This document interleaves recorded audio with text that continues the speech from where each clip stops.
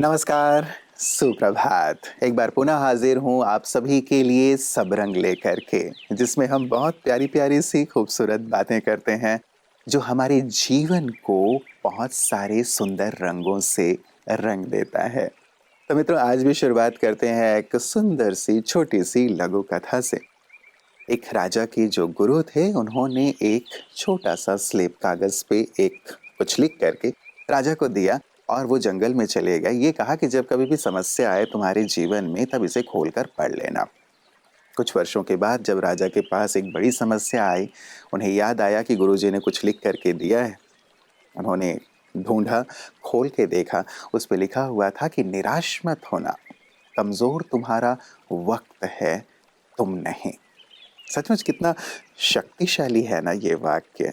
कमज़ोर वक़्त हो सकता है, लेकिन मैं कमज़ोर नहीं हूँ, मैं शक्तिशाली हूँ। राजा ने भी इसे आत्मसात कर लिया कि मैं शक्तिशाली हूँ और जो विपदा आई थी, परिस्थितियाँ आई थी, उस पर विजय प्राप्त कर ली।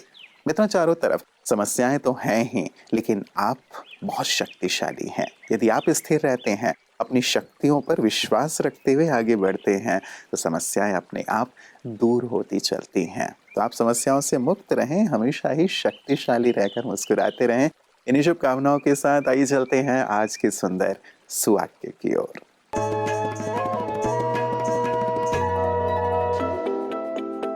निर्भयता का जागरण है अगर सच और साहस एकजुट हैं। 5 उंगलियों का समागम एक मुट्ठी है और एक मुट्ठी की क्षमता से समाज तथा इतिहास भी अवगत हैं, क्योंकि वो शक्ति का प्रतिरूप है। इससे यह स्पष्ट होता है कि एकत्रीकरण साहस को प्रोत्साहित करता है और इंसान को निर्भीक बनाता है, क्योंकि साहस में सच समाहित है। तो कहा जा सकता है कि सच और साहस का योग फल है निर्भयता। इस समझ को हम अपनी दैनिक जीवन में भी धारण कर सकते हैं, जैसे कि जब हम अपने कर्म क्षेत्र में किसी भी प्रतिकूल परिस्थिति का सामना करें, तो घबराने के बजाय हम सच का दामन थामकर साहस को साथी बनाकर उस स्थिति का सामना करें, ना कि कायरता को अपनाएं। निर्भयता एक ऐसा माध्यम है जो अंदर छिपी हुई बातों को बयां कर इंसान को संतुष्ट और शांत बनाता है। जब आप अपने डर के कारण को जान उसका साहस और सच्चाई से निवारण करेंगे, तब आप भी निर्भय बन जाएंगे।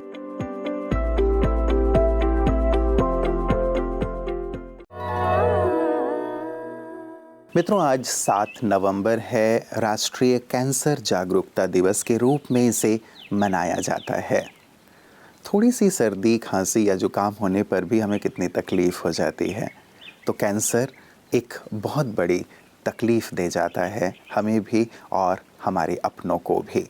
तो इसके लिए जागरूक होना, औरों को जागरूक करना बहुत बहुत ज़रूरी है। आप भी जागरूक रहें अपने खान पान, दिनचर्या और अन्य बातों को लेकर के जो कारण बन जाते हैं कैंसर के।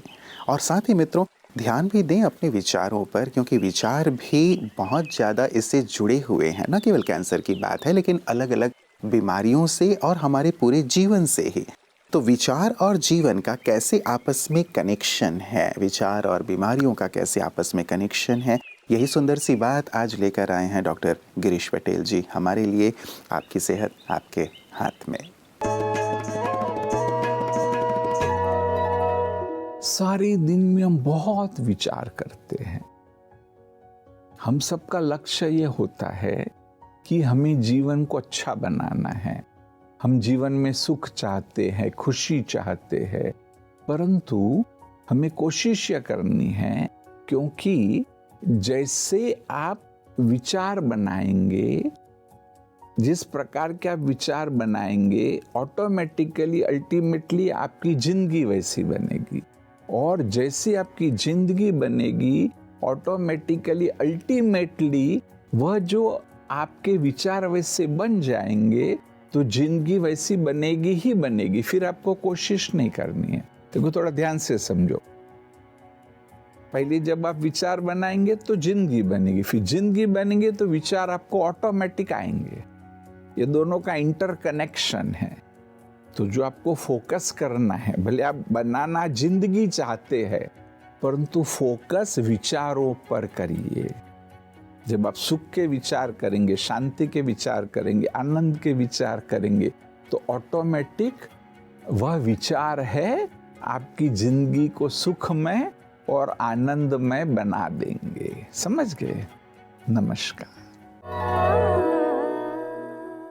मित्रों, कहते हैं कि गलत लोग हर एक के जीवन में आते हैं, लेकिन वो शिक्षा हमेशा सही देकर जाते हैं, अर्थात हमें अनुभवी बनाकर जाते हैं। हम फिर से कभी ठोकर ना खाएं या फिर से कभी ऐसे लोग जीवन में आएं तो हम सतर्क रहें। ये सही शिक्षा वो हमें देकर जाते हैं। इसीलिए दिल से हम ऐसे लोगों का भी शुक्रिया ज़रूर अदा किया करें, क्योंकि कई बार उनके लिए मन घृणा भाव से, बदले की भाव से भर जाता है, जो हमारे स्वास्थ्य के लिए ठीक नहीं है। उनसे अच्छी सीख लेकर आगे बढ़ें। तो बुरे लोग तो अच्छी शिक्षा देते ही हैं, लेकिन हम तो प्रतिदिन आपके लिए अच्छे अच्छे लोग लेकर आते हैं जो आपको अच्छी अच्छी शिक्षा देते हैं। विशिष्ट जन की बातें विशेष में कि कैसे जीवन को सहजता से श्रेष्ठता की ओर, सफलता की ओर ले जाया जा सकता है और इनमें कौन कौन से तत्व हमारी मदद करते हैं। आइए देखें कि आज हमारे साथ कौन है अपने सुंदर अनुभव के साथ। आपका जो फील्ड है बेसिकली वो बहुत प्रेशर वाला है, इसमें बहुत टेंशन होती है और तुरंत आपको एक्शंस भी लेने पड़ते हैं, कुछ डिसीजंस तुरंत लेने पड़ते हैं। तो आध्यात्मिकता ने आपको किस तरीके से हेल्प किया है और अंदर से शार्प होने के लिए? हाँ, ये भी अच्छा सवाल है। बेसिकली हम टीवी एंकर हैं तो सवाल हम पूछते हैं कई बार गेस्ट से, और जब कोई सवाल अच्छे पूछता है तो तारीफ करना बनता है। अच्छा सवाल किया आपने। देखिए, मैं बहुत गुस्सैल होता था, बहुत गुस्सा करता था। टेलीविजन का जो प्रेशर है वो प्रेशर झेलना और बहुत जल्दी से सफल हो जाना, बाकी चैनलों के मुकाबले आपके चैनल पे खबर जल्दी से आ जाए, कहीं भी लेट हुआ या कहीं मात्रात्मक त्रुटियां हो गई तो चिल्लाना, बहुत ज्यादा ब्लास्ट हो जाना, ये हम पहले करते थे, ऐसा आदत थी हमारी। लेकिन जैसे ही हमने यहाँ आए, ब्रह्मा कुमारीज में हमने ध्यान शुरू किया, लोगों से मेल मिलाप शुरू किया, उसके बाद गुस्सा बहुत ज्यादा कम तो नहीं हुआ, क्योंकि परफॉर्मेंस प्रेशर बहुत ज्यादा होता है ना। कट थ्रॉट फियर्स कंपटीशन का एज है, आप नहीं कॉम्पीट कीजिएगा तो पीछे रह जाइएगा। लेकिन यहाँ की मैंने दो चीजें सीखी। पहला कि कंपटीशन नहीं, एसोसिएशन करो। कंपटीशन नहीं, एसोसिएशन करो, सब साथ में आगे बढ़ेंगे। बिल्कुल। और दूसरा, यहाँ के जो मैंने सेल्फ कंट्रोल की एक चीज सीखी कि आप गुस्सा आता है तो अपने केबिन में चले जाते हैं, केबिन अंदर से बंद कर लेते हैं, पानी पीते हैं, गुस्सा खुद पे उतारते हैं, न्यूज रूम में जाके चिल्लम चिल्ली नहीं करते हैं। या करते हैं तो महीने में 1-2 बार करते हैं। पहले महीने में 30 के 30 दिन होती थी, या 30 दिन में 60 बार होती थी तो वो बहुत कम हो गई है। तो मुझे लगता है कि ये वो है। दूसरा, जो सवाल आपने पूछा उसका एक जवाब ये भी है कि अब हम खुद को आत्मचिंतन ज्यादा ईमानदारी से कर पाते हैं। जो सवाल हम गेस्ट से पूछने के लिए बनाते हैं, उन सवाल का कैनवास और बड़ा होने लग गया है। पहले छोटा होता था। तो तब होता है जब आप खुद को ऑर्गेनाइज करते हो, आप खुद को संयमित करके सामने वाले के बारे में भी सोचते हो, समाज के बारे में भी सोचते हो, तो आपके सवाल बड़े सधे हुए होते हैं। तो मुझे लगता है कि अध्यात्म ने, ध्यान ने, संगीत ने, इस वातावरण में हमारे पत्रकारिता में वैल्यू ऐड की है, इसमें कोई शक नहीं। मित्रों, गुरु या हमारे बड़े हमें अच्छी राह दिखाते हैं, लेकिन चलना तो हमें ही होता है। ज्ञान की अच्छी बातें सुनना, सुनाना, पढ़ना बहुत अच्छी बात है, लेकिन उन्हें जीवन में लाना वो कहीं ज़्यादा श्रेयस्कर है। केवल उच्चारण तक बातें हों वो नहीं, लेकिन आचरण में और जीवन में अच्छी बातें शामिल हों, ये हमारे जीवन का लक्ष्य होना चाहिए।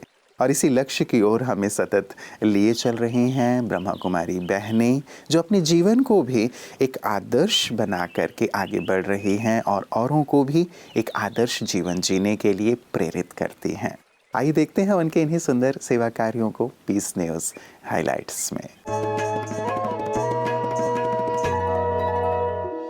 ब्रह्मा कुमारीज पिछले कई वर्षों से राजीव की जीवन शैली सिखाते आ रही है, जिससे घर घर में शांति हो, मध्य प्रदेश छतरपुर में भी इस कार्य हेतु निर्मित सेवा केंद्र के स्थापना दिवस समारोह का आयोजन हुआ।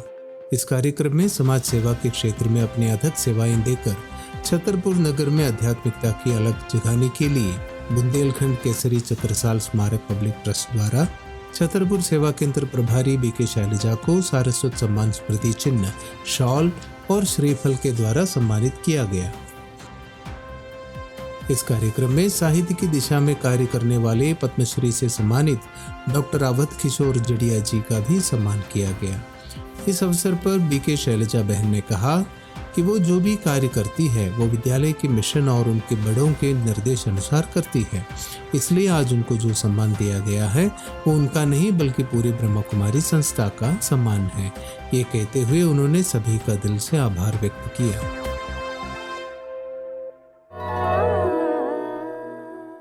मित्रों, चलते चलते एक गहन बात और चिंतन के लिए, यद्यपि हर बात जो हम अपने सुंदर सेगमेंट्स में करते हैं वो चिंतनीय है, अनुकरणीय है, लेकिन एक और गहरी सी बात मित्रों जो मैंने कहीं पढ़ी और हमें इस पर विचार करना है। आज ज़रूर इस पर विचार कीजिएगा और देखिएगा कि हम क्या करते हैं। विचार ये था कि जीवन में जो भी होता है वो केवल 10% है, बाकी का जो 90% है वो हमारी प्रतिक्रिया पर निर्भर करता है। मतलब आज हम जो हैं, सिचुएशन के प्रति हमारी प्रतिक्रिया ये निर्धारित करती है कि आप उससे सुखी रहते हैं या दुखी रहते हैं, सफल रहते हैं या असफल रहते हैं।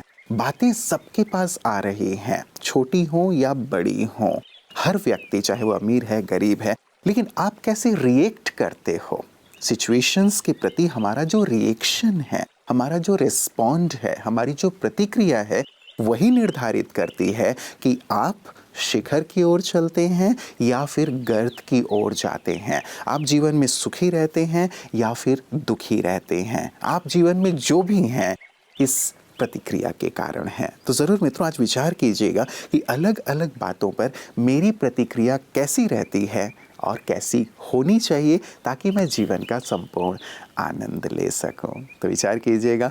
कल पुनः सुंदर विचारों के साथ इसी वक्त आप सबसे मुलाकात होगी। नमस्कार। ओम शांति।